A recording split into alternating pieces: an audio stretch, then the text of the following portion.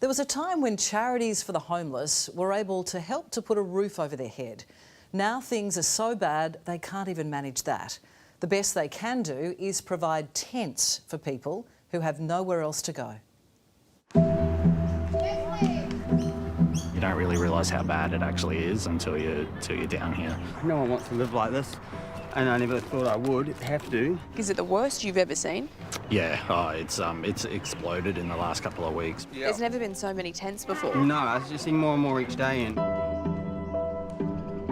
it's heartbreaking to see. In this tent city in Brisbane South, we've counted more than 60 tents. We're told the homelessness crisis here has never been so bad. Right now, Australia's rental vacancy rate is at 1%. So, where will these people go when the park needs to be cleared out next month for a festival? So there is really nowhere else for you guys to go? No, this is it for us. Wait, this is our camp here. Jimmy and his dog became homeless for the first time last week. We've got power and stuff up there is where we charge our staff. Yeah. He says it's because of the rental crisis. It's due to them wanting new tenants in, I guess, because the rent now that they're paying is like double what we were. Jimmy claims he's always worked full-time but has now stopped because of his living conditions. You need the house to pay, the house to be able to work, and then the work to be able to pay for the house. And without both, it's hard to kind of get out of the situation and move forward. So he came here to Musgrave Park and met Paul Slater, who runs Northwest Community Group, a charity to help the homeless. Paul gave him a tent and set him up with a place to sleep. I'm really passionate about everyone deserving a place to sleep at night, and I think it sort of woke up a fire in me and made me want to, instead of talking about it, just do it. He sets up these stands twice a week, giving away food, clothes, toiletries and tents that have been donated.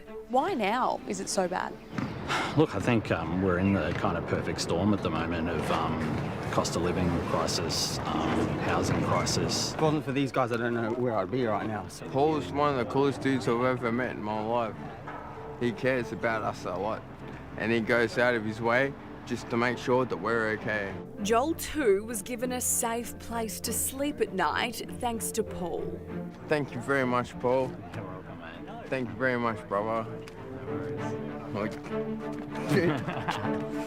It helped Joel get by until he found accommodation. I can't believe I'm where I'm at now.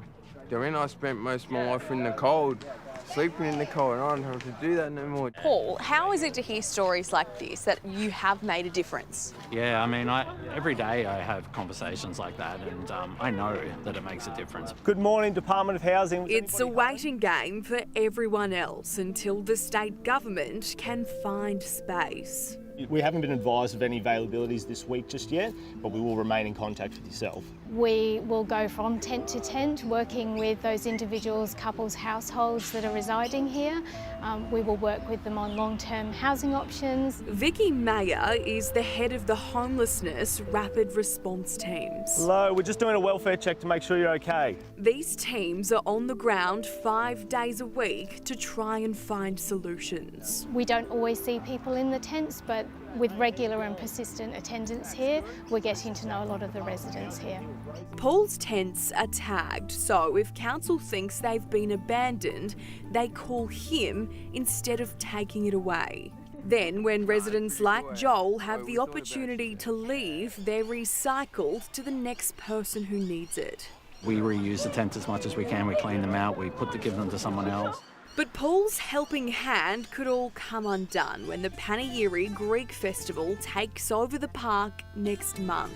We're not really sure what the plan is and what they're going to do.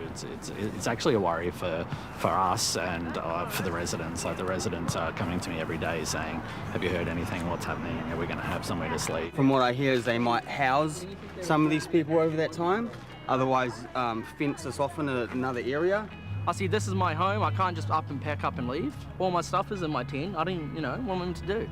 Brisbane City Council telling us last year the festival proceeded with support provided to those sleeping rough, and we're hopeful the same can occur this year.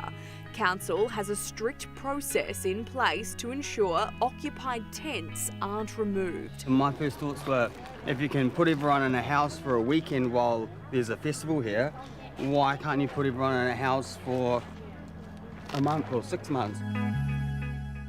Let's hope a solution is found, because the housing crisis is such a big issue right around the country.